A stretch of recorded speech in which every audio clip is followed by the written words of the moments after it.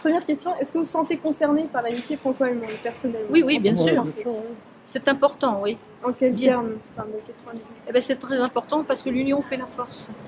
Et que si on est tout seul, on ne pourra rien faire. Oui, bien sûr. Moi, j'ai jamais eu de contact vraiment, mais du coup, je me sens pas particulièrement concernée, mais oui, énormément. Vous avez déjà eu des contacts avec des Allemands? Oui, ils sont gentils. Vous n'avez pas des exemples?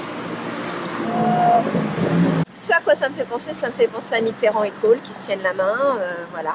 Après, ça me fait forcément penser à Sarkozy et Merkel. C'est pas tout à fait le même registre. Voilà, c'est tout. Bon, ce sont des images, mais ça se résume pas qu'à ça, mais c'est des images importantes. Moi, je fais partie d'une génération où j'ai pas vécu la guerre, mais mes parents, eux, l'ont grandi dans ce contexte-là, et il faut pas oublier. Et donc le traité de l'Élysée, ça vous dit quelque chose? Le traité de l'Élysée, ça ne me parle pas trop. Le traité de l'Élysée. Non, Ça vous dit pas précisément non, mais peut-être français, mais... Non.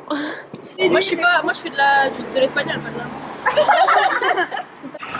Alors là, je suis pas sûr de mon coup, mais il me semble que ça doit être un traité qui est assez lointain entre peut-être De Gaulle et Adenauer, Tout à fait.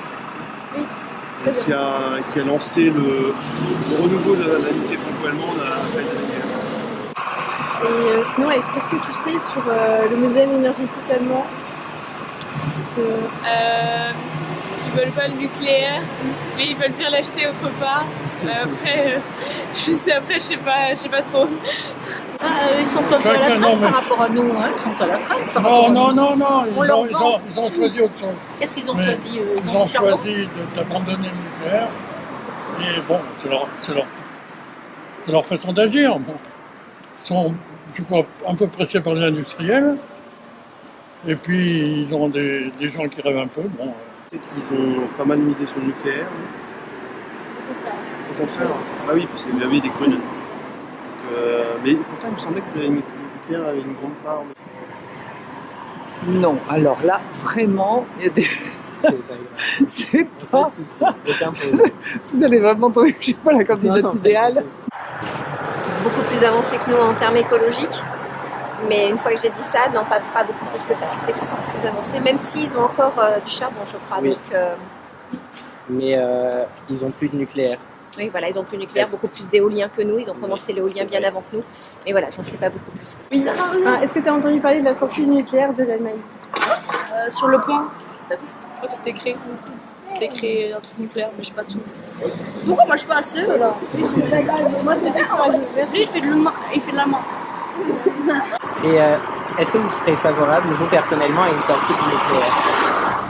Pas automatiquement. Pas automatiquement? Non, D'accord. pas automatiquement. Ça peut peut-être se faire par palier. Il faut développer des énergies nouvelles, certes. Mais je ne vois pas pourquoi on abandonnerait complètement le nucléaire. Parce que justement, c'était le choix de l'Allemagne d'abandonner complètement le nucléaire. Mais ça aussi, c'est vrai qu'ils ont un parti vert qui est extrêmement important en Allemagne. Donc... Non, je pense qu'aujourd'hui, le nucléaire, c'est quand même le mieux pour le moment, mais même s'il y a des inconvénients. D'un point de vue écologique, Ouais. Bien sûr. Bien sûr. D'accord. Ouais, j'ai tendance à penser que les modèles ils sont un peu le fruit aussi de l'histoire. On est sur de l'histoire longue, parce que l'énergie, c'est comme des investissements colossaux qu'on rentabilise sur 10, 20, 30 ans. Et aujourd'hui, on est coincé entre deux modèles. Un modèle hydrocarbure qui est extrêmement polluant à court terme et qui nous rend très dépendants, et un modèle nucléaire qui, à long terme, consiste à jouer avec le feu. Donc, s'il y a une troisième voie, moi, je préfère entendre parler de géothermie, de choses, d'énergie propre, même si ça demande beaucoup de subventions au départ. À l'un ou l'autre, ça c'est rentable. Question, que pensez-vous d'une éventuelle coopération entre Français et Allemands dans le domaine énergétique? Bon, il n'y a pas de problème. Déjà, Il faudrait. les sociétés principales doivent travailler pour les deux pays à la fois. Il n'y a qu'à continuer un peu. Maintenant, si le gouvernement... Enfin, encore, il faut avoir un gouvernement, hein, mais si le gouvernement veut s'y mettre dans le bon sens, ça ira. Je pense que c'est un avantage, et puis ce serait peut-être un moyen dépolitisé, plus ou moins, de ressouder notre amitié franco-allemande.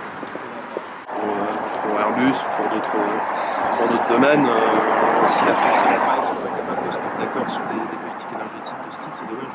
Et vous pensez que ça doit se faire plus au niveau des États ou peut-être aussi des entreprises ou même des individus? Les deux, mais j'ai tendance à penser que les grandes entreprises à ce niveau-là sont très imbriquées, le niveau de décision est très imbriqué avec le politique. De toute façon, la plupart des patrons de grandes boîtes énergétiques sont tous dans les circuits du pouvoir, sont d'anciens chefs de cabinet des uns, des autres. Donc pour moi, ça relève du politique.